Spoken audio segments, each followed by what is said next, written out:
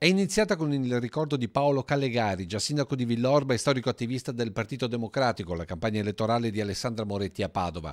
Una campagna tutta all'attacco di Zaia, definito un bravo toso con il quale si può andare a mangiare una pizza ma non certo affidare una regione.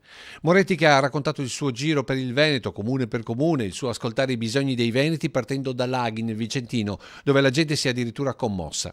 Poi l'attacco sulla sanità veneta, con il caso di 22 ore per una visita, dei ticket più alti d'Italia, della discesa del Veneto tra le regioni d'Italia. Un fuoco di fila in puro stile americano corredato da video con interviste a cittadini che richiama più volte lo stile renziano della Leopolda.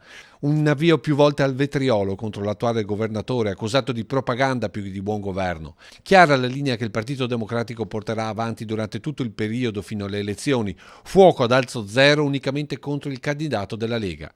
Accanto agli attacchi a Zaia anche le proposte per il cambiamento e tra queste in prima fila il lavoro.